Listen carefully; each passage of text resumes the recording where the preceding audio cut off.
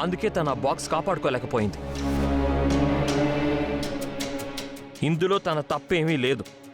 అయినా సరే బాక్స్ పోవడానికి ఇదే కారణం కాబట్టి ఇది ఇంట్లో ఉండడానికి వీల్లేదు. నానమ్మా, ఇప్పుడు మనందరం బతికున్నామంటే దానికి కారణం మీరా గారు.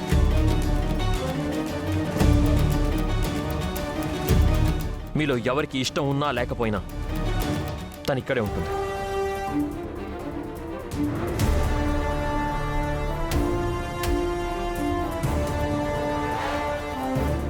రండి మీరా గారు.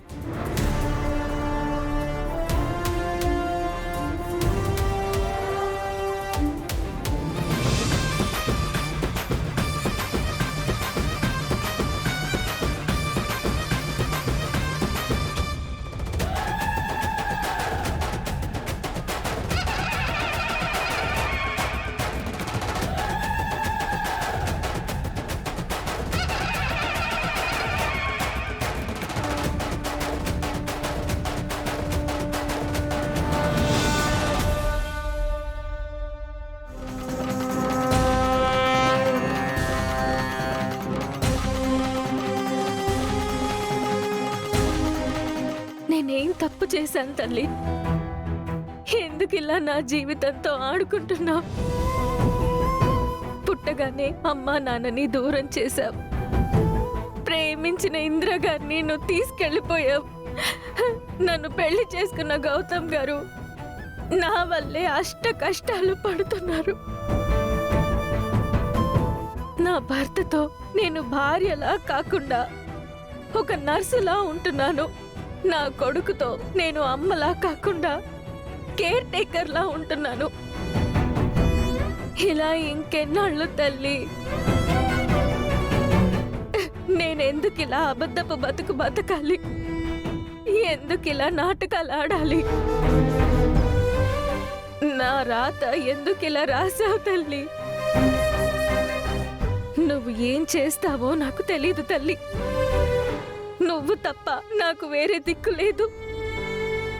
ఆ బెనర్జీ గాడు దొరకాలి. ఆ బాక్స్ అర్జున్ సార్ ఆర్మీ వాళ్ళకి గౌరవంగా అప్పగించాలి. గౌతమ్ గారు తన తండ్రి ప్రేమకు నోచుకోవాలి. నర్సుగా అవమానపడ్డ ఆ ఇంట్లోనే నేనే అహల్య అని తెలియాలి.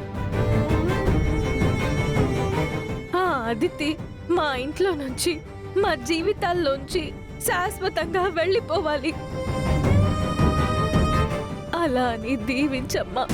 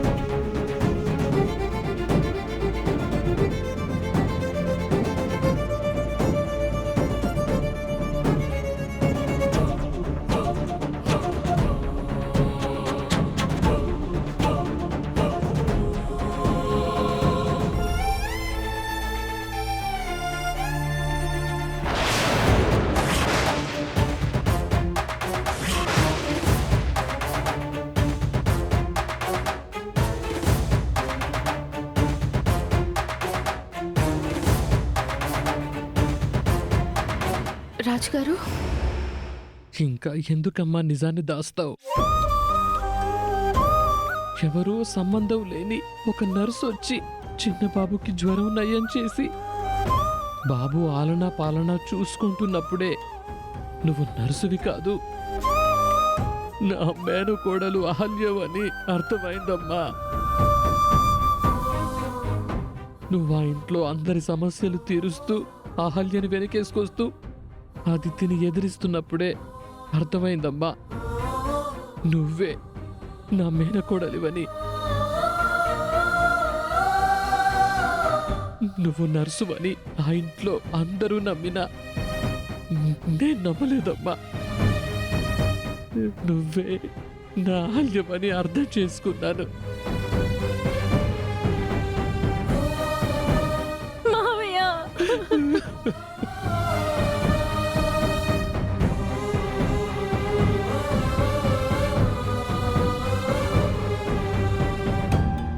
ఎందుకు తల్లి నేను వద్దని చెప్పినా ఆ ఇంట్లోంచి వెళ్ళిపోయావు? నీకంత కష్టంగా ఉంటే నీతో పాటు నేను వచ్చి ఉండేవాడిని కదమ్మా.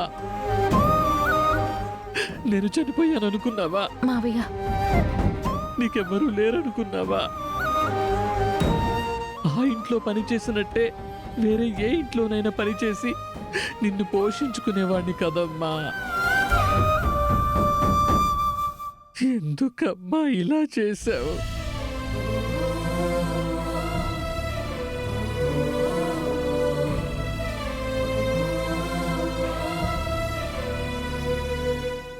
నన్ను క్షమించు మావయ్య. నాకు ఏం చేయాలో తెలియలేదు. బామ్మగారు చెప్పారని వెళ్ళిపోయాను, కానీ నేను నా కొడుకును వదిలి ఉండలేకపోయాను. అందుకే నర్సుగా మళ్ళీ తిరిగి వచ్చాను. అర్థమైంది తల్లి, కానీ నీ ఇంట్లో నువ్వే పరాయి దాంట్లో ఎందుకుంటున్నావు? నువ్వే అహల్యమని ఆ ఇంట్లో అందరికీ చెప్పవచ్చు కదమ్మా. ఎందుకు ఎందుకు ఇలాంటి అజ్ఞాతవాసమే గడుపుతున్నావు? చెప్పమ్మా, నువ్వే అహల్యమని చెప్పేవచ్చు కదా. కొన్ని రోజుల్లో అన్ని ప్రశ్నలకి సమాధానం చెప్తాను, కానీ నేను అహల్య అని ఇప్పుడే చెప్పలేను మావయ్య. నా వల్లే బాక్స్ పోయింది కాబట్టి అది కప్పిపుచ్చడానికి ఇలా కొత్త నాటకం ఆడుతున్నానని అందరూ అనుకుంటారు. నేను అహల్యని అని ఎవ్వరూ నమ్మరు. నువ్వు వెళ్ళిపోయాక గౌతమ్ బాబు చాలా బాధపడ్డాడమ్మా. ఇప్పటికీ నీకోసమే పరితపిస్తున్నాడు. కనీసం నువ్వు అహల్యమని గౌతమ్ బాబుకైనా చెప్పమ్మా, సంతోషపడతాడు. సమయం వచ్చినప్పుడు చెప్తాను మావయ్య. అన్ని సమస్యలు తీరిపోతే అప్పుడు సగర్వంగా మన ఇంట్లో కోడలిగా అడుగు పెడతాను.